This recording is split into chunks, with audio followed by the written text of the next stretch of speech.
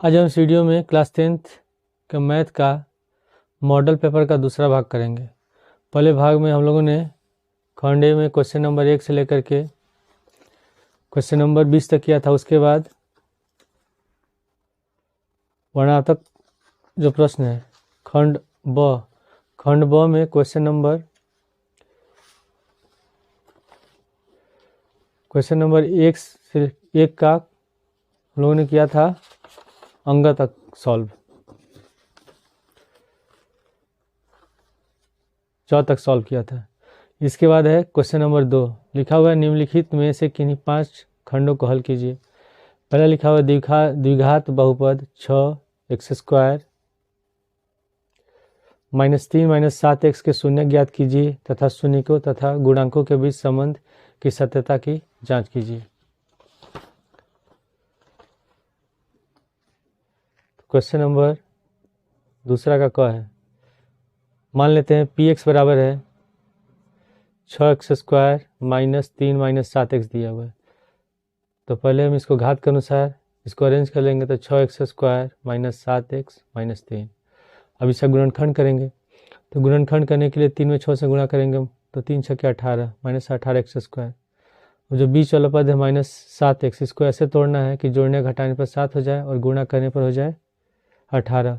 तो 9 दूनी होता है 18, ठीक है, और 9 में से 2 घटाएंगे कितना बचेगा 7। तो इसको लिख सकते हैं 6x², केवल बीच वाले पद को तोड़ते हैं तो यहाँ लिख देंगे माइनस का 9x प्लस 2x -3। दोनों में कॉमन क्या है, दोनों में कॉमन है x तो कॉमन है, 7 है 6 और 9 में 3 कॉमन है तो 3x कॉमन ले लेंगे। तो 3 दूनी 6, यहाँ बच गया 2x, 3 तरीके 9। फिर इन दोनों में कुछ भी नहीं मिला तो 1 कॉमन ले लेंगे, +1 कॉमन हो गया तो 2x -3, तो 2x -3 और 3x + 1। अब इसको हमको शून्य निकालना है, यानी कि x का मान निकालना है। तो हम एक बार लिखेंगे 2x -3 बराबर 0 या 3x + 1 बराबर 0। तो -3 को दाएं साइड ले जाएंगे तो +3, तो x बराबर हो गया 3/2। इसी प्रकार इसको भी लिख देंगे तो 3x बराबर -1 और x बराबर आ गया -1/3। तो इस बहुपद के 2 शून्य निकल गए 3/2 और x बराबर -1/3। अब हमको निकालना है इसमें शून्य तथा गुणांकों के बीच सत्यता का संबंध क्या होगा। इसमें जो हमारा द्विघात समीकरण है px बराबर है 6x² -7x -3। तो इसकी तुलना हम किससे करते हैं, इसकी तुलना हम करते हैं x² + bx और +c से। तो a बराबर इसमें कितना हो जाएगा, a बराबर है 6, b बराबर है -7 और c बराबर है -3। तो पहले हम निकालेंगे शून्यकों का योगफल, शून्यकों का योगफल। तो कौन कौन से शून्य है, एक है 3/2, एक है -1/3। तो लिख देंगे 3/2 प्लस और हो जाएगा माइनस में 1/3। तो प्लस माइनस होता है माइनस, तो 3/2 - 1/3। दोनों कैल्शियम हो गया, 3 और 2 का 6, 3 तरीके 9 और -2। 9 में से 2 घटाएंगे कितना बचेगा, ये बचेगा 7/6, ठीक है। और हम जानते हैं कि जो शून्यकों का योगफल होता है वो होता है माइनस का b/a। तो इसमें b बराबर कितना है, b बराबर है -7। तो हम क्या इसको लिख सकते हैं, तब इसको लिख सकते हैं माइनस और ब्रैकेट में लिख देंगे -7 और बटे ये बराबर कितना है, ये बराबर है 6। तो कितना हो गया माइनस माइनस प्लस 7/6, यानी कि इसमें जो शून्यकों का योगफल है वो सही है। इसके बाद हम निकालेंगे शून्यकों का गुणनफल, शून्यकों का गुणनफल। तो इसका सूत्र होता है c/a। तो पहले हम इसको गुणा कर लेते हैं तो 3/2 पहला शून्यक है और दूसरा है माइनस का 1/3, ठीक है। तो इसको गुणा कर देंगे तो -3/6 हो गया। और शून्य का गुणनफल का सूत्र होता है c/a। तो इसमें c बराबर कितना है -3 और ये बराबर है 6। तो ये भी संबंध सत्यापित हो गया। इसके बाद है दूसरा क्वेश्चन। दूसरे क्वेश्चन में लिखा है 2 संख्याओं के वर्गों का अंतर 180 है। छोटी संख्या का वर्ग बड़ी संख्या का 8 गुना है तो दोनों संख्या ज्ञात कीजिए। दूसरा का ख है, माना बड़ी संख्या x तथा छोटी संख्या y है। बड़ी संख्या को x मान लेते हैं, छोटी संख्या को y मान लेते हैं। इसमें लिखा हुआ है दोनों संख्याओं के वर्गों का अंतर 180 है। तो प्रश्नानुसार x square minus y square बराबर 180, और इसको मान लेते हैं समीकरण 1। पुनः इसमें दिया है कि छोटी संख्या का वर्ग बड़ी संख्या का 8 गुना है। तो छोटी संख्या कौन सी है, y है। तो वाई स्क्वायर का वर्ग जो होगा वो बड़ी संख्या का 8 गुना है। तो वाई स्क्वायर बराबर 8x, इसको मान लेंगे समीकरण 2। अब हम क्या करेंगे, वाई स्क्वायर का मान रख देंगे समीकरण 1 में। वाई स्क्वायर का मान समीकरण 1 में रखने पर, तो समीकरण 1 हम लोग का x square minus y square बराबर 180। तो x square minus y square बराबर लिखेंगे 180, और वाई स्क्वायर बराबर कितना है 8x। तो लिख देंगे एक्स स्क्वायर माइनस 8x, और 180 को ले आएंगे बाएं साइड, तो हो गया माइनस 180 बराबर 0। अब हमको इसमें गुणा करेंगे तो हो जाएगा माइनस 180 एक्स स्क्वायर। अब 180 को ऐसे तोड़ना है, ये बीच वाले पद को ऐसे तोड़ेंगे कि जोड़ने घटाने पर 8 हो जाए और गुणा करने पर 180 हो जाए। तो इसके लिए हम क्या कर लेंगे, इसमें 180 का निकालेंगे अभाज्य गुणनखंड। पहले 2 से भाग देंगे 90 बार में, फिर 2 से भाग देंगे 45, फिर 3 से भाग देंगे 15 बार में, ठीक है। फिर 3 से भाग देंगे 5 बार में, 5 से 1 बार। हम इसको अरेंज करेंगे इस प्रकार की जोड़ने घटाने पर 8 हो जाए, गुणा करने पर 180 हो जाए। तो इसको 5 तिहाई 15, ये भी नहीं होगा। फिर 5 दूनी 10, 10 दूनी 20 हो गया, और 3 तरीके 9, इसमें भी नहीं हो पाएगा। फिर इसको करते हैं 3 तरीके 9, 9 दूनी 18, ठीक है, और 5 दूनी 10। तो ये क्या हो जाएगा, तब 18 में से 10 घटाएंगे तो हो गया x square minus 18x plus 10x minus 180 बराबर 0। दोनों में x कॉमन है, x कॉमन ले लेंगे तो हो जाएगा x माइनस 18। इन दोनों में 10 कॉमन है तो प्लस का 10 कॉमन ले लेंगे, x माइनस 18 बराबर 0। तो हो जाएगा x माइनस 18 एक ब्रैकेट में और x प्लस 10 एक ब्रैकेट में बराबर 0। तो x का 2 मान आएगा। एक बार लिखेंगे x माइनस 18 बराबर 0। तो x बराबर आ गया 18, और दूसरा है x प्लस 10 बराबर 0। तो x बराबर आ जाएगा माइनस 10। हमको बताना है कि अब दोनों संख्या कौन कौन सी होंगी। तो x का 2 मान निकल गया, तो लिखेंगे जब, अब हम x का मान किस में रखेंगे, x का मान रख देंगे समीकरण 2 में, तो y का मान निकल जाएगा। तो x बराबर 18 समीकरण 2 में रखने पर, 2 में रखने पर तो कितना दिया इसमें, वाई स्क्वायर बराबर है 8x। तो वाई स्क्वायर बराबर 8 गुणे 18। तो वाई बराबर कितना हो जाएगा, 18 में 8 से गुणे 8 8 64 का 4 हासिल बचा 100, 814 144 का अंडर रूट। तो वाई बराबर कितना आ गया 12, ठीक है। और जब हम x बराबर माइनस 10 रखते हैं तो वाई स्क्वायर बराबर कितना हो जाएगा, 8 गुणे माइनस 10। तो वाई स्क्वायर बराबर हो जाएगा माइनस 80, और जब स्क्वायर हटाएंगे तो माइनस का अंडर रूट 80 जो हो जाएगा काल्पनिक। तो इसका आंसर क्या हो जाएगा, इसका आंसर होगा जब x बराबर है, x बराबर हो जाएगा 18 और y बराबर कितना निकला है 12। ये आंसर हो जाएगा, x बराबर 18 हो गया और y बराबर 12। इसके बाद है अगला क्वेश्चन। गौ में दिया, सिद्ध कीजिए कि किसी वृत्त के किसी व्यास के सिरों पर खींची गई स्पर्श रेखा समांतर होती है। क्वेश्चन नंबर ग है, ये वृत्त हो गया और इसका व्यास है, मान लेते हैं ये भी व्यास है, और इसका केंद्र है O। तो इस व्यास पर जो स्पर्श रेखा खींची जा रही है, ये स्पर्श रेखा हो गया, दूसरा स्पर्श रेखा ये है, इसका नाम देते हैं P, Q, R और S।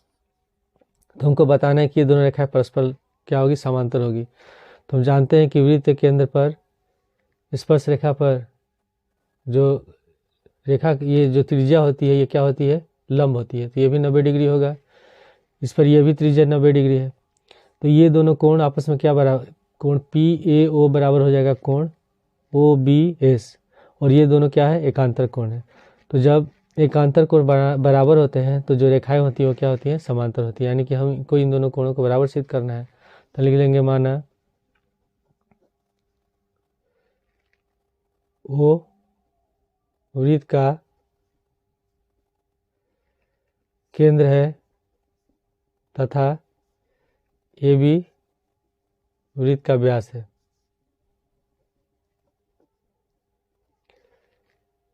और PAQ तथा RBS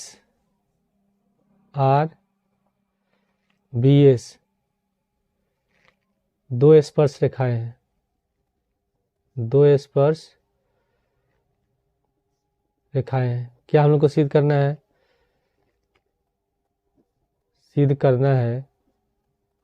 हमें सिद्ध करना है कि PQ RS के समांतर है। तो PQ समांतर RS। उसके बाद फिर हम क्या लिखते हैं, इसके बाद लिखेंगे फिर उत्पत्ति।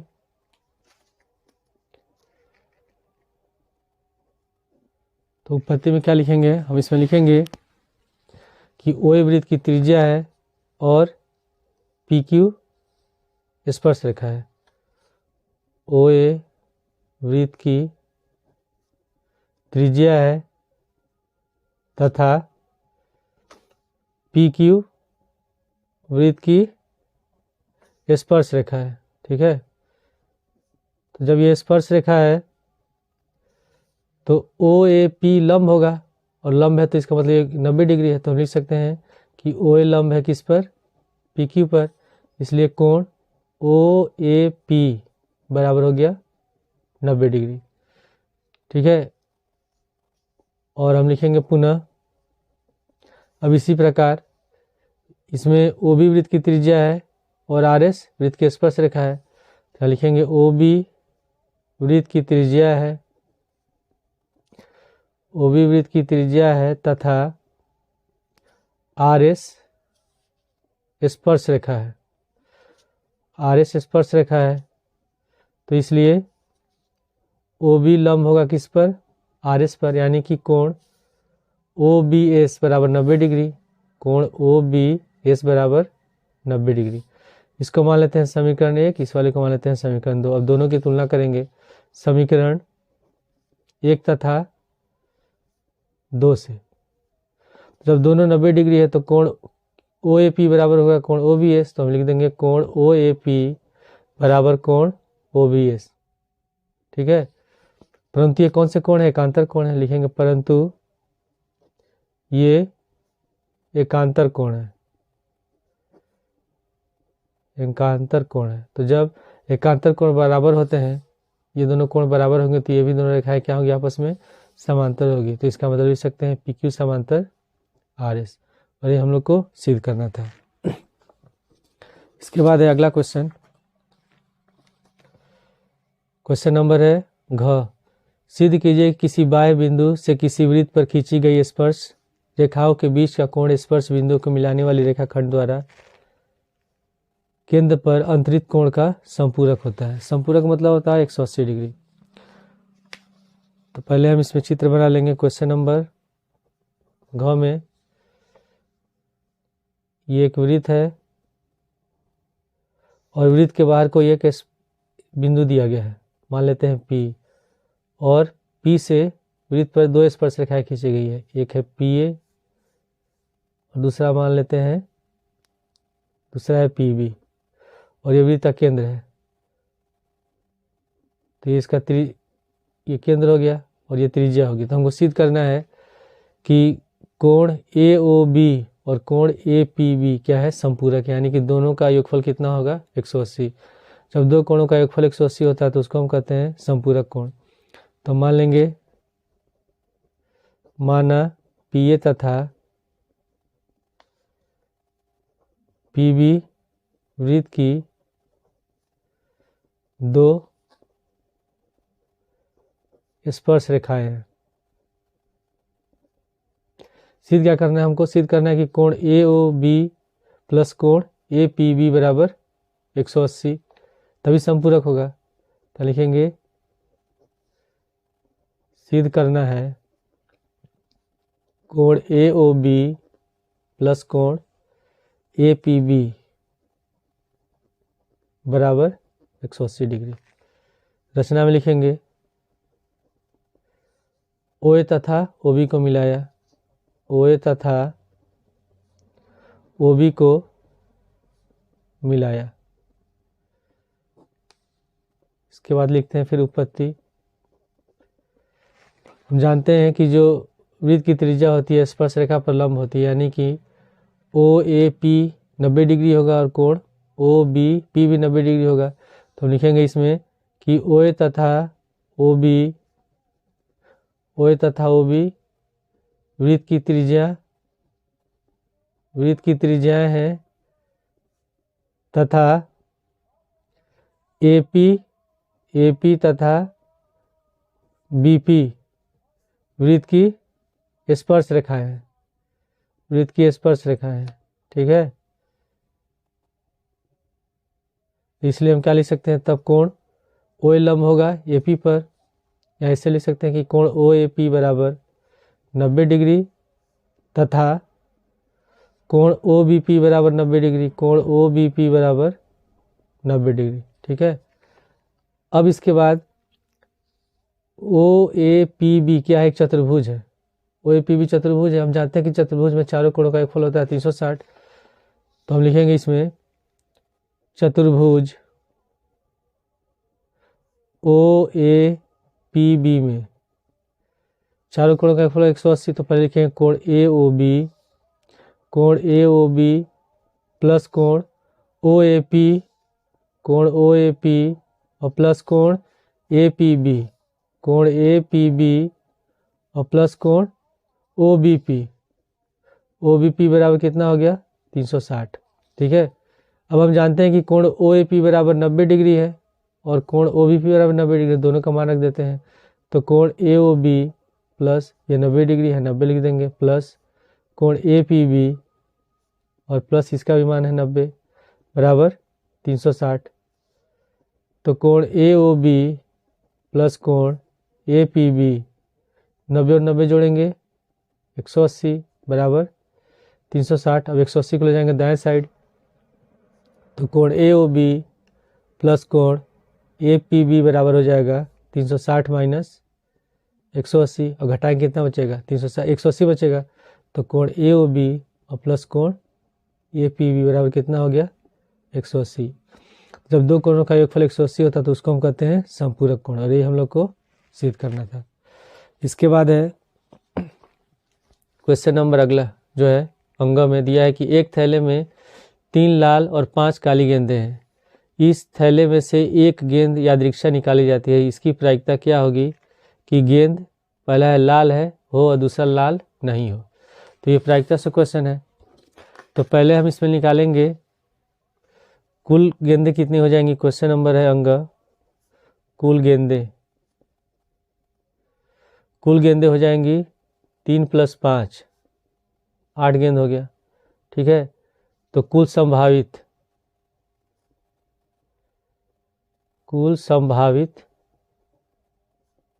घटना, ठीक है। तो ये कितना हो जाएगा टोटल, ये हो गया, इसको मान लेते हैं एस। ये कितना हो जाएगा टोटल 8। इसके बाद इसमें दिया है कि थैले में से एक लाल गेंद निकाली जा रही है। तो मान लेते हैं लाल गेंद निकालने की घटना ई है, ठीक है। तब कितने गेंदे हैं टोटल लाल गेंदें 3 है तो एन ई बराबर कितना हो जाएगा 3। तो लाल गेंद निकालने की प्रायिकता, पहला यहाँ पहले लिख लेते हैं अनुकूल घटना। अनुकूल घटना कितनी है, जो फेवरेबल आउटकम होता है वो कितना है, टोटल लाल गेंद है 3 तो यहाँ लिख देंगे 3। तो पहले हम निकालेंगे लाल गेंद निकालने की प्रायिकता, ठीक है। तो P बराबर, लाल गेंद निकालने की घटना को ई माने तो P बराबर क्या हो जाएगा, टोटल जो अनुकूल घटना है वो 3 है, ठीक है, और कुल संभावित घटना 8 है तो प्रायिकता हो जाएगा 3/8। उसके बाद दूसरा में दिया है कि लाल नहीं होने की प्रायिकता, लाल नहीं होने की प्रायिकता, ठीक है। तो इसको हम लिख सकते हैं तब PE डैश, ठीक है, बराबर हो जाएगा 1 - PE। तो लिखेंगे 1 - P कितना है 3/8 है तो लिख देंगे 3/8। तो 8 कम 8, 8 में से 3 घटाएंगे 5, तो कितना आंसर आ गया 5/8। इसके बाद है अगला क्वेश्चन 6 में दिया है कि नीचे दिए गए बंटन का माध्यक 28.5 है, यदि बारंबारताओं का योग 60 हो तो x और y का मान ज्ञात कीजिए। क्वेश्चन नंबर 6 में पहले हम लिख लेते हैं, इसमें वर्ग अंतराल है, फिर इसके बाद है बारंबारता। और कभी भी हम माध्यक निकालते हैं, माध्यक हो या माध्यिका दोनों एक ही होता है, और इसमें हमेशा हम निकालते हैं संचयी बारंबारता CF निकालते हैं। बारंबारता हो गया, इसके बाद फिर यहाँ लिखेंगे संचयी बारंबारता, संचयी बारंबारता जिसको हम सूचित करते हैं CF से, कम्युलेटिव फ्रीक्वेंसी कहते हैं, और बारंबारता को सूचित करते हैं F से। तो पहले लिखा हुआ वर्ग अंतराल है 0 से 10, फिर 10 से 20, 20 से 30, 30 से 40, 40 से 50 और 50 से 60 है। और बारंबारता दिया है 5, x, 20, 15, y और 5। फिर हम इसका निकालेंगे CF निकालेंगे, तो पहले 5 लिख देंगे, फिर 5 में x को जोड़ेंगे तो हो जाएगा 5 + x, फिर 5 + x में 20 को जोड़ेंगे तो 20 5 कितना हो गया 25 + x, फिर 25 + x में 15 को जोड़ेंगे तो 25 और 15 हो जाएगा 5 5 10, 2 1 3 1 4, तो 40 + x। अब 40 + x में y को जोड़ेंगे तो 40 + x + y, फिर 40 + x + y 5 को जोड़ेंगे तो हो जाएगा 45 + x + y, ठीक है। अब इसको भी जोड़ लेते हैं तो हो जाएगा 20 5 25, 25 और 15 40, और 40 5 45, 45 + x + y। और क्वेश्चन में दिया है कि बारंबारता का योगफल कितना है 60 के बराबर है, तो हम लिख सकते हैं तब 45 + x + y बराबर कितना हो गया 60। तो x + y बराबर हो जाएगा 60 - 45, तो x + y बराबर हो गया, घटाएंगे कितना बचेगा 15, इसको मान लेंगे समीकरण 1। अब इसके बाद इसमें जो माध्यक दिया हुआ है, इसका माध्यक है 28.5।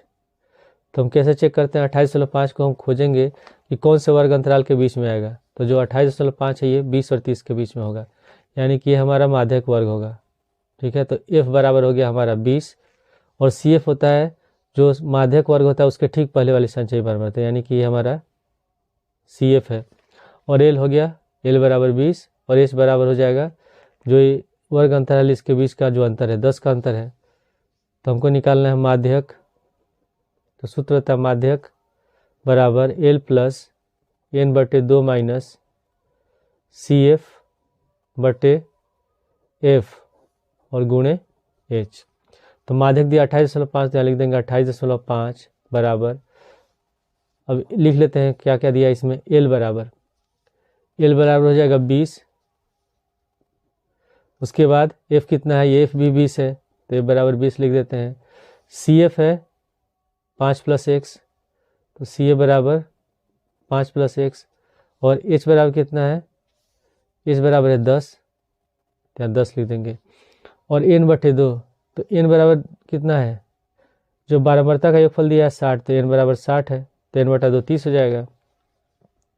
तो l बराबर लिखेंगे यहाँ 20 प्लस n बराबर है 60, तो 60/2 माइनस CF है 5 + x, तो ब्रैकेट में लिख देंगे 5 + x बटे f है 20, तो 20 लिख देंगे। और जो 20 होगा, इसे लिखने में गलती हो गया, यहाँ प्लस होगा, ठीक है, यहाँ बीच में प्लस का साइन हो जाएगा और 20 भी यहीं आएगा। 20 हो गया और गुणे h बराबर है 10, तो 10 से 20 को काट देंगे 2 बार में, 2 से 60 कट गया 30 बार में। अब इसके बाद हम क्या करेंगे, 20 को इधर लाएंगे, तो 28.5 माइनस 20 बराबर, यहाँ बचा 30, माइनस ब्रैकेट हटाएंगे तो -5 - x, -5 - x और बटे 2 हो गया। अब इसको घटाएंगे तो कितना बचेगा, 8.5 बराबर 30 में से 5 घटाएंगे 25 - x बटे 2। फिर इसके बाद अब 2 को लाएंगे हम लोग बाएं साइड, तो 2 में 8.5 से गुणा करेंगे तो 8 दूनी 16, 1 17 हो जाएगा। तो 17 बराबर 25 - x।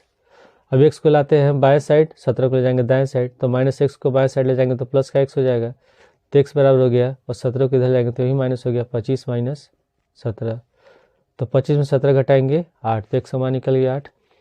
अब y का मान निकालना है, तो x का मान रख देंगे हम लोग समीकरण 1 में, तो यहाँ लिखेंगे x का मान समीकरण 1 में रखने पर, x का मान समीकरण 1 में रखने पर, तो समीकरण 1 है x + y बराबर 15 और x बराबर है 8, तो 8 + y बराबर 15, तो y बराबर हो गया 15 - 8 और 15 में 60 घटाएंगे कितना हो गया 7, तो x बराबर 8 निकल गया और y बराबर निकल गया 7।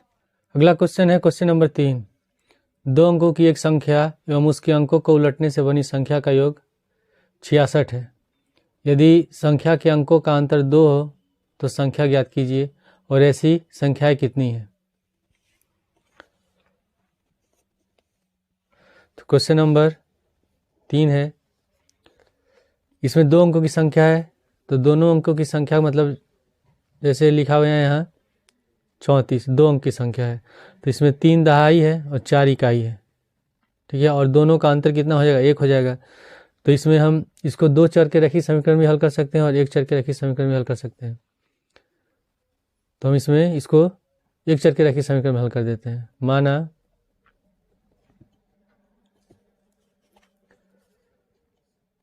इकाई अंक x है तथा दहाई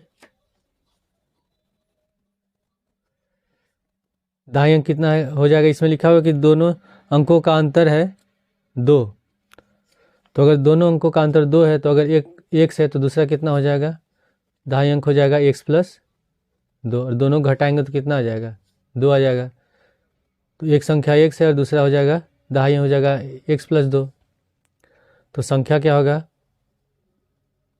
संख्या बराबर लिखेंगे, जैसे लिखा हुआ है 34 लिखा है, तो इसमें 3 दहाई पर 4 इकाई पर, तो इसको लिख सकते हैं हम 3 × 10, दहाई को 3 से गुणा कर देंगे और इकाई को जोड़ देंगे। तो इसी तरह इसमें दहाई अंक है x + 2, तो लिखेंगे 10 × x + 2 हो जाएगा, और इकाई को जोड़ देंगे, इकाई कौन सा है, x, हो जाएगा ब्रैकेट हटाएंगे तो 10x, 10 दूनी 20 + x, जोड़ेंगे तो हो जाएगा 10 × 1 = 11x + 20, ये हमारी हो गई संख्या। फिर इसमें लिखा है कि अंकों को उलटने से बनी संख्या, तो पहले उसको निकाल लेते हैं। अंकों को उलटने से बनी नई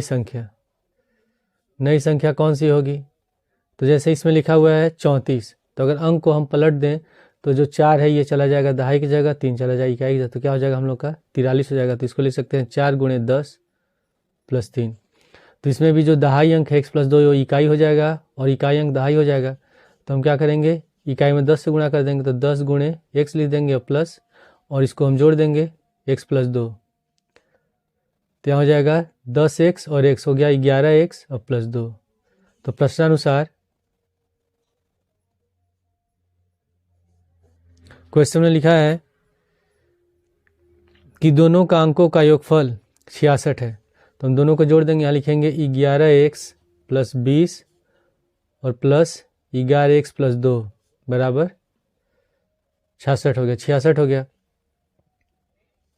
अब दोनों को जोड़ेंगे 11x और 11x हो जाएगा 22x, 20 और 2 हो गया 22 बराबर 66। 22 को ले जाएंगे हम लोग दाएं साइड, तो 22x बराबर हो जाएगा 66 माइनस 22, तो 22x बराबर घटाएंगे कितना बच गया 44, तो x बराबर हो जाएगा 44/22। तो ये कितने बार में कट जाएगा, 2 बार में कट गया, तो x का मान निकल गया 2। अब x का मान 2 निकल गया, तो हमको संख्या निकालना है, तो x का मान रख देंगे इसमें संख्या में। संख्या हमारा 11x + 20, यहाँ लिखेंगे संख्या बराबर है 11x + 20, तो x बराबर निकला है 2, तो 11 गुणे 2 + 20, तो 11 दूनी हो जाएगा 22 और +20 जोड़ेंगे कितना हो गया 42। तो इसमें दोनों संख्याएं हो गए, इसमें दो एक अंक हो गया 4, दूसरा हो गया, दोनों का अंतर 2 हो रहा है, और पूछा है कि ऐसी कितनी संख्या हो सकती हैं। तो एक संख्या हो जाएगा, एक 42 होगा और दूसरा क्या हो सकता है, या 24 हो सकता है। तो ये दोनों आंसर होगा। इसके बाद है अगला क्वेश्चन, अथवा दिया है 5 वर्ष पूर्व नूरी की आयु सोनू की आयु की 3 गुनी थी। 10 वर्ष पश्चात नूरी की आयु सोनू की आयु की 2 गुनी हो जाएगी, तो नूरी और सोनू की आयु कितनी होगी। तो इससे पहले हम मान लेते हैं दोनों की वर्तमान आयु x और y। माना सोनू की पहले नूरी है, नूरी की वर्तमान आयु x वर्ष तथा सोनू की y वर्ष है। तो क्वेश्चन में लिखा है कि 5 वर्ष पूर्व नूरी की आयु सोनू की आयु की 3 गुनी थी। तो पहले हम 5 वर्ष पूर्व दोनों की आयु निकालेंगे। तो 5 वर्ष पूर्व नूरी की आयु कितना होगा। अगर अभी कोई किसी की उम्र 10 वर्ष है, 10 साल है, तो अगर 5 साल पहले कितना होगा, 10 में से 5 घटा देते हैं। तो उसी तरह अगर नूरी की वर्तमान आयु उम्र है x वर्ष, तो 5 साल पहले कितना हो जाएगा, x - 5। जब पहले का पूछता है, जितना वर्ष पहले पूछे उसमें से हम वर्तमान आयु में से घटा देते हैं, और जब बाद का पूछता है तो उतना जोड़ देते हैं। तो उसी तरह सोनू की आयु हो जाएगी y - 5 वर्ष। ठीक है, तो पहली शर्त के अनुसार लिखा हुआ है प्रश्नानुसार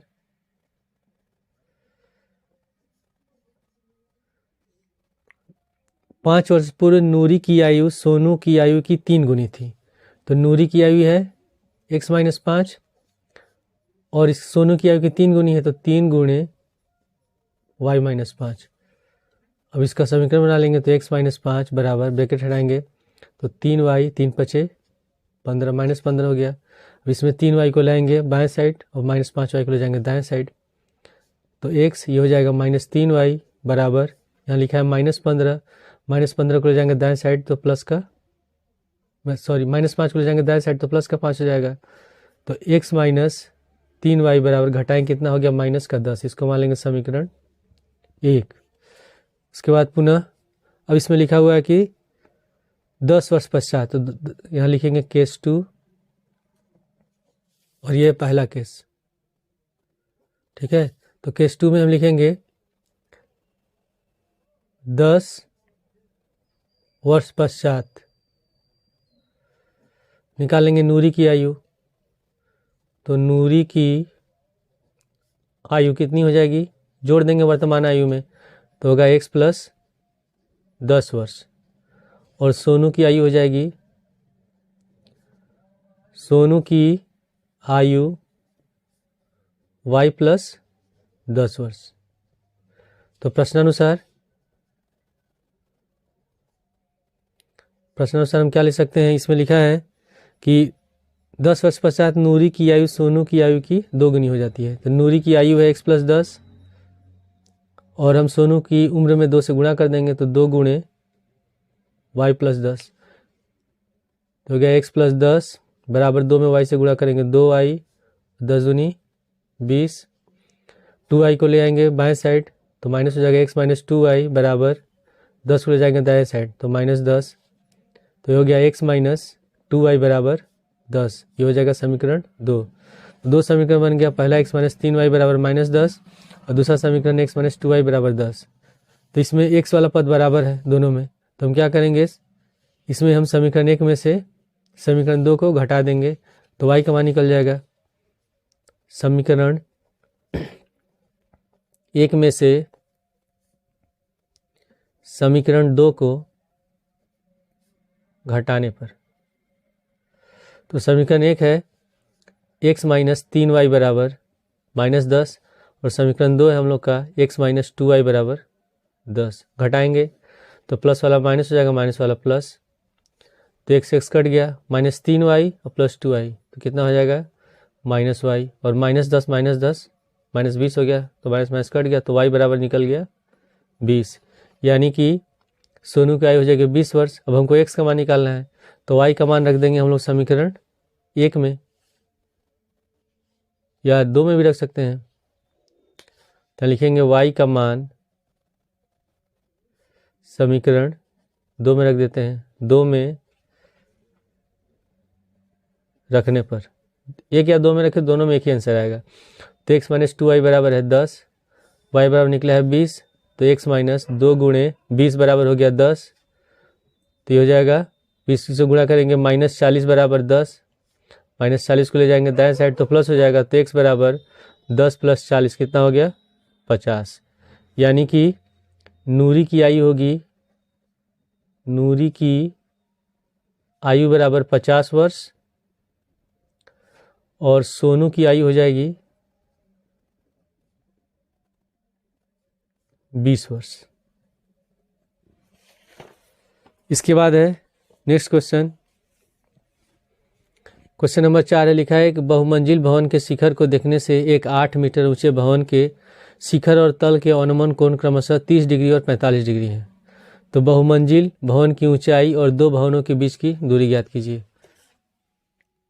तो बहुमंजिल भवन का मतलब कोई बहुत बड़ी बिल्डिंग है और उसके सामने एक छोटी बिल्डिंग है। और क्वेश्चन में लिखा है कि बहुमंजिल भवन के शिखर, तो ये बहुमंजिल भवन का शिखर हो गया, से देखने पर एक 8 मीटर ऊंचे भवन, इसकी ऊंचाई है 8 मीटर, शिखर और तल के अनुमान कोण, तो शिखर का अनुमान कोण है 30 डिग्री और तल का है 45 डिग्री। तो ये हो जाएगा 30 और ये होगा 45। तो A B C D इसका नाम देते हैं E। अगर ये 8 मीटर है तो ये भी यहाँ से यहाँ तक होगा 8 मीटर। इस ऊंचाई को मान लेते हैं हम लोग H मीटर और BC को मान लेते हैं X मीटर। तो हमको बताना है इसमें कि दोनों भवनों के बीच की दूरी और ये जो बहुमंजिल भवन है ये बताना है इसकी ऊंचाई कितनी होगी। तो माना AB बहुमंजिल भवन है, हमेशा स्टेटमेंट लिखते हैं तभी हमें पूरा मार्क्स मिलेगा। क्वेश्चन नंबर 4 है, माना AB बहुमंजिल भवन है और CD बराबर 8 मीटर, उसके बाद CB बराबर कितना है, CB बराबर है x है, तो CB बराबर x मीटर लिखेंगे और उसके बाद A बराबर हमने माना है h मीटर, तो A बराबर h मीटर। और कौन कौन से अनुमान कोण है, अनुमान कोण है कोण ADE बराबर 30 डिग्री, अनुमान कोण ADE बराबर 30 डिग्री तथा दूसरा कौन सा कोण है, कोण ACB बराबर 45 डिग्री, कोण ACB बराबर 45 डिग्री। ठीक है, अब पहले हम त्रिभुज AED में हल कर लेते हैं। तो लिखेंगे समकोण त्रिभुज AED में, तो इसमें हो जाएगा tan 30 डिग्री बराबर AE बटे DE, tan 30 डिग्री बराबर हम लिखेंगे AE बटे DE। tan 30 का मान होता है 1 बटे √3, AE बराबर है H हम लोगों ने माना है और C भी x है तो D भी x होगा, तो लिख देंगे H बटे x। तो x बराबर हो जाएगा √3 को इधर जाएंगे तो H √3, ये हो जाएगा समीकरण 1। अब इसके बाद हम त्रिभुज ABC में हल करेंगे। पुनः समकोण त्रिभुज ABC में, इसमें कितना बन रहा है 45 डिग्री, तो tan 45 बराबर AB बटे BC, tan 45 डिग्री बराबर AB बटे BC। tan 45 का मान होता है 1, AB को हम लिख सकते हैं H+8 और BC को लिख सकते हैं BC बराबर है x, तो x लिख देंगे। तो x बराबर हो जाएगा, इसको इधर लाते हैं तो H+8 हो गया, और x बराबर कितना है, समीकरण 1 से H √3, तो हम x का मान लिख देंगे यहाँ H √3 बराबर H+8। इसके बाद H को लाते हैं हम लोग बाएं साइड, तो प्लस है तो माइनस हो जाएगा, तो यहाँ लिख देंगे ब्रैकेट में कहाँ से है, समीकरण 1 से। तो H √3 माइनस H बराबर हो गया 8, दोनों में कॉमन क्या है, H कॉमन है तो H कॉमन ले लेंगे, तो हो जाएगा √3 माइनस 1 बराबर 8। तो H बराबर हो जाएगा √3 माइनस 1 को ले जाएंगे दाएं साइड तो बट्टे में चला जाएगा, तो 8 बट्टे √3 माइनस 1। अब हम इसका कर देंगे परिमेयकरण, क्योंकि हर में जो ये संख्या ये अपरिमेय संख्या है, तो लिख देंगे √3, यहाँ माइनस है तो +1 से गुणा कर देंगे, तो √3 + 1 बट्टे √3 + 1, तो बराबर में 8 को हम रख देंगे ब्रैकेट के बाहर, इसको लिख देंगे √3 + 1। अब ये a माइनस बी और a प्लस बी के रूप में है, तो a माइनस बी गुणे a प्लस बी बराबर होता है a² माइनस b²। तो a की जगह √3, तो √3 का होल स्क्वायर, और b की जगह 1, तो 1 का होल स्क्वायर, तो हो जाएगा 8 ब्रैकेट में √3 + 1 बटे √3 का होल स्क्वायर हो जाएगा 3 माइनस 1, 3 में से 1 घटाएंगे 2, तो 8 हो जाएगा √3 + 1 बटे 2, 2 से 8 कट गया 4 बार में, तो हमारा h बराबर आ गया 4 और ब्रैकेट में √3 + 1, और इसमें √3 का मान दिया है, इसमें √3 का मान नहीं दिया है, यानी कि इसको हम लोग ऐसे हल करेंगे, तो ये h निकल गया। अब इसके बाद हमको निकालना है बहुमंजिल भवन की ऊंचाई, बहुमंजिल भवन की ऊंचाई। तो बहुमंजिल भवन कौन सा हम लोग का, AB है, यानी कि H+8, तो लिख देंगे H+8, और H बराबर निकला है 4 √3 + 1 और +8, तो ब्रैकेट हटा देंगे, तो जगह 4 √3 + 4 और +8, तो 8 4 12, तो 4 √3 + 12। अब इसमें से कॉमन ले लेंगे 4, जब 4 कॉमन लेंगे तो 3 को पहले देते, 4 × 12 और 3 √3 मीटर। ये होगी बहुमंजिल भवन की ऊंचाई। अब हमको निकालना है दोनों भवनों के बीच की दूरी, यानी कि x का मान निकालना है। तो हम फिर क्या करेंगे, इसमें h का मान रख देंगे समीकरण 1 में, तो x निकल जाएगा।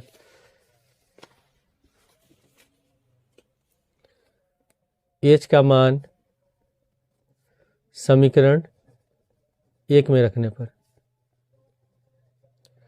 तो समीकरण 1 हमारा है x बराबर H √3, और h बराबर कितना निकला है, इस x बराबर, इसमें h बराबर निकला है 4 और ब्रैकेट में √3 + 1 मीटर, तो यहाँ लिख देंगे 4 और ब्रैकेट में √3 + 1, और √3 पहले से बाहर लिख देंगे।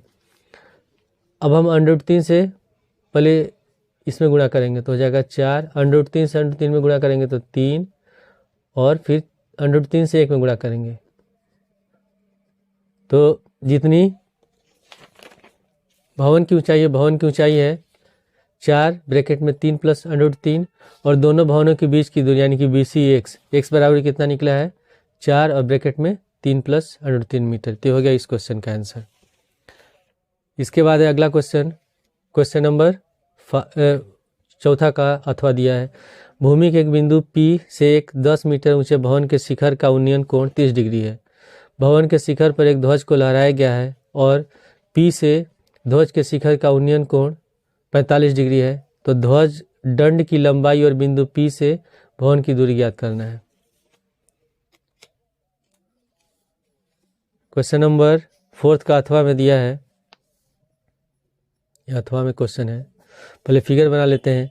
ठीक है, भूमि से एक बिंदु P से एक 10 मीटर ऊंचे भवन, मान लेते हैं ये भवन एक बिल्डिंग जिसकी ऊंचाई है 10 मीटर और यहाँ कोई बिंदु P है, इसके शिखर का उन्नयन कोण है 30 डिग्री। फिर लिखा है कि इसमें भवन के शिखर पर एक ध्वज लहराया जा रहा है, मान लेते हैं ये एक झंडा है और झंडे से उस बिंदु P के शिखर का उन्नयन कोण है 45 डिग्री। तो ये कोण बन रहा है 45 डिग्री। तो हमको बताना है ध्वज खंड की लंबाई, यानी कि हमको AC बताना है कितना होगा, और ये AB है यानी कि जो भवन है बिल्डिंग है इसकी ऊंचाई है 10 मीटर, और हमको बताना है कि ध्वज खंड की लंबाई और बिंदु P से भवन की दूरी, यानी कि हमको PB निकालना है और AC निकालना है। तो AC को मान लेते हैं हम H मीटर और PB को मान लेते हैं X मीटर। तो पहले हमेशा स्टेटमेंट लिखेंगे पहले माना भवन AB की ऊंचाई 10 मीटर है और AC बराबर H मीटर, फिर PB बराबर X मीटर। तो यहाँ लिख देंगे PB बराबर X मीटर। और कौन कौन से उन्नयन कोण हैं, कोण CPB बराबर 45 डिग्री और कोण APB बराबर 30 डिग्री। तो यहाँ लिखेंगे उन्नयन कोण कोण CPB बराबर 45 डिग्री तथा कोण APB बराबर 30 डिग्री। तो पहले हम त्रिभुज APB में हल कर लेते हैं, ABP में। तो लिखेंगे समकोण त्रिभुज ABP में, इसमें कितना डिग्री बन रहा है 30 डिग्री, और तो लिखेंगे tan 30 डिग्री बराबर AB बटे BP। tan 30 का मान होता है 1/√3 बराबर AB है 10, तो यहाँ 10 लिख देंगे, और BP है X। तो इसमें X बराबर कितना हो जाएगा, X बराबर निकल गया 10√3 मीटर, और इसमें √3 का मान दिया है 1.732। तो इसको हम लोग अगर रखते हैं तो हो जाएगा 10 गुणे 1.732, तो गुणा करेंगे तो हो जाएगा 17 दशमलव यहाँ जाएगा तो 17.32 मीटर। यानी कि जो भवन है बिंदु P और भवन के बीच की दूरी कितनी हो गई 17.32 मीटर। फिर हमको निकालना है H का मान, तो अब लिखेंगे त्रिभुज CBP में, पुनः त्रिभुज CBP में समकोण त्रिभुज है।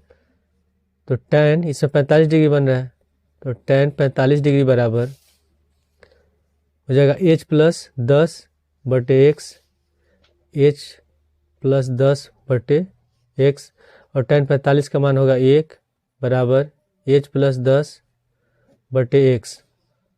X को ले आएंगे हम लोग बाएं साइड, तो X बराबर हो गया H प्लस 10, और X बराबर कितना है, X बराबर 10√3। तो हम X का मान रख देते हैं यहाँ, या इसको भी रख सकते हैं 17.32, तो लिख देंगे यहाँ 17.32 बराबर H प्लस 10 को ले जाएंगे बाएं साइड, तो माइनस हो जाएगा 17.32 माइनस 10 बराबर H। तो 17.32 में से 10 माइनस करेंगे कितना बच गया 7.32 बराबर H। यानी कि ध्वज खंड जो ध्वज है, ध्वज की लंबाई हो जाएगी 7.32 मीटर, और बिंदु P से भवन की दूरी ये हो जाएगी हम लोग की 17.32 मीटर। इसके बाद है नेक्स्ट क्वेश्चन, क्वेश्चन नंबर 5। लिखा है एक बर्तन एक उल्टे शंकु के आकार का है और इसकी ऊंचाई 8 सेंटीमीटर है। यह क्वेश्चन नंबर 5। तो एक बर्तन है जो उल्टे शंकु के आकार का, इस तरह एक उल्टे शंकु के आकार का बर्तन है और इसमें लिखा हुआ है जिसकी ऊंचाई 8 सेंटीमीटर है, यानी कि यहाँ से यहाँ तक इसकी जो ऊंचाई है यह है 8 सेंटीमीटर, और सिरे की त्रिज्या 5 सेंटीमीटर, यानी कि इसका जो त्रिज्या है ये 5 सेंटीमीटर दिया हुआ है। यह ऊपर तक पानी से भरा है, पूरी तरह से पानी से भरा है। जब इस बर्तन में शीशे की कुछ गोलियां डाली जाती है जिनमें प्रत्येक 0.5 सेंटीमीटर त्रिज्या वाला गोला है, तो डाली जाती है तो इसमें भरे हुए पानी का 1/4 भाग बाहर निकल जाता है। तो बर्तन में डाली गई शीशे की गोलियां की संख्या क्या होगी? तो जब हम ये पानी से पूरी तरह से भरा है, जब इसमें हम छोटी छोटी गोलियों को डालते हैं जिसकी त्रिज्या है 0.5, तो जितना गोलियों का आयतन होगा ये उतना ही पानी बाहर निकालेगा। तो दिया है कि जितना इसका आयतन है उसका 1/4 भाग बाहर निकल जाता है, यानी कि जितना इसमें पानी भरा है उसका 1/4 जो पानी का आयतन होगा वो गोले के आयतन के, जितने भी गोले डाले गए उसके आयतन के बराबर होगा। तो हम लिखेंगे इसमें पहले दिया हुआ इसमें शंकु है, तो शंकु की त्रिज्या r बराबर 5 सेंटीमीटर। उसके बाद ऊंचाई h बराबर कितना दिया है 8 सेंटीमीटर। उसके बाद गोले की त्रिज्या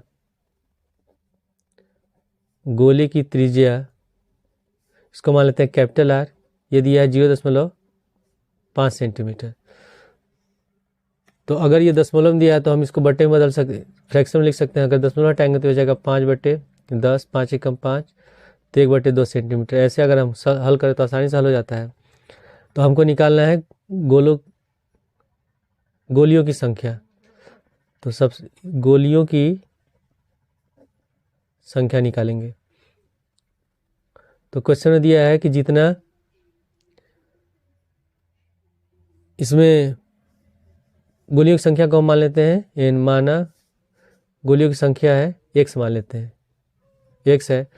तो इसमें जितना इसका आयतन है 1/4 पानी इसमें बह जा रहा है, और गोलियों की एक गोली का जितना आयतन होगा उसमें हम 1 से गुणा कर देंगे, उसके बराबर होगा। तो लिखेंगे यहाँ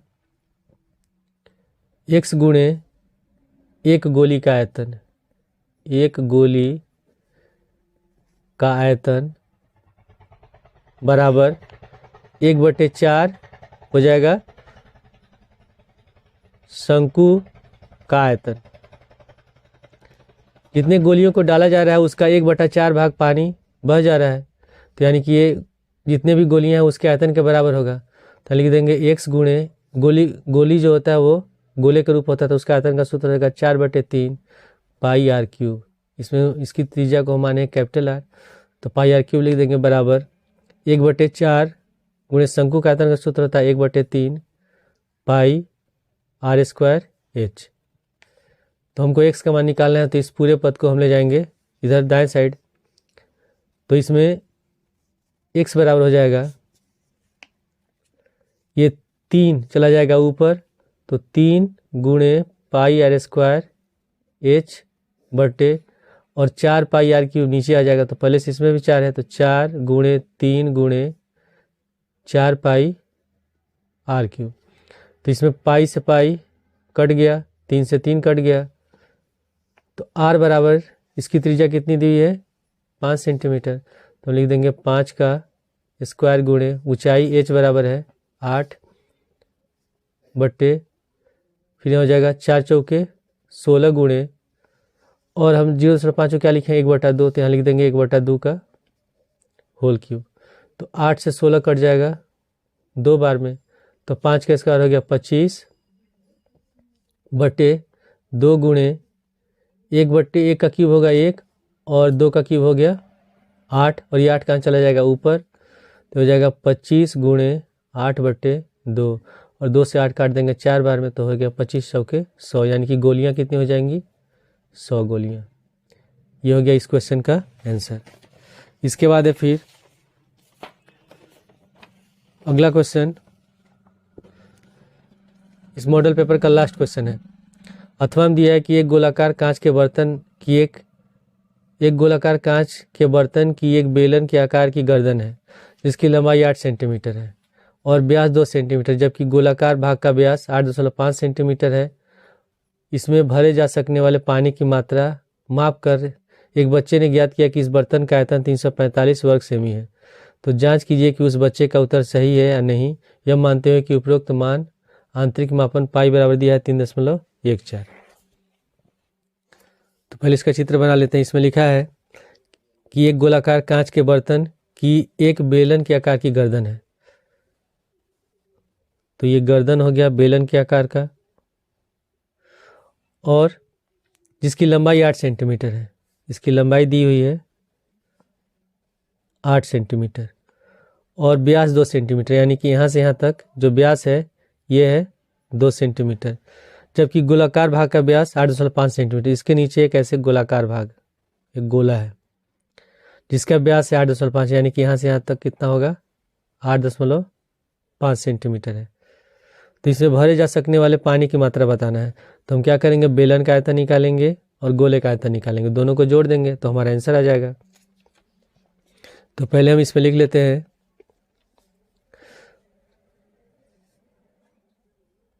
बेलनाकार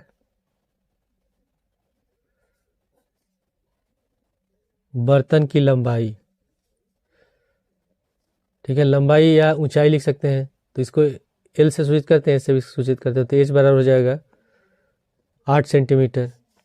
व्यास दिया है, व्यास है 2 सेंटीमीटर। तो इसकी त्रिज्या निकाल लेते हैं। तो त्रिज्या मान लेते हैं इसको स्मॉल आर। तो आर बराबर हो जाएगा 2/2, 2 से 2 कट गया एक बार में, तो 1 सेंटीमीटर निकल गया त्रिज्या। अब इसके बाद गोलाकार बर्तन का व्यास, तो गोलाकार बर्तन का व्यास है 8.5 सेंटीमीटर। तो इसकी त्रिज्या कितनी हो जाएगी, इसकी त्रिज्या को हम मान लेते हैं कैपिटल आर। तो आर बराबर हो जाएगा 8.5/2, तो भाग देंगे तो कितना आ जाएगा ये 4.25। इसके बाद हम बर्तन का आयतन निकालेंगे। तो बर्तन का आयतन में हम गोले का आयतन और प्लस बेलन का आयतन जोड़ेंगे। तो लिखेंगे बर्तन का आयतन, बर्तन का आयतन बराबर गोले का आयतन प्लस बेलन का आयतन। तो गोले का आयतन का सूत्र होता है 4/3 पाई और इसका त्रिज्या कैपिटल आर, तो 4/3 पाई आर क्यूब प्लस बेलन का होता है pi R square, pi R square H. सबका मान रखते हैं 4/3 गुणे पाई का मान दिया इसमें 3.14, लिख देंगे 3.14। त्रिज्या है 4.25, तो हो जाएगा 4.25 का होल क्यूब प्लस पाई का मान रखेंगे 3.14 गुणे त्रिज्या आर बराबर है 1, तो 1 का होल स्क्वायर और गुणे ऊंचाई कितनी है 8, तो यहाँ 8 लिख देंगे। अब इसके बाद अब इसको हम गुणा करेंगे,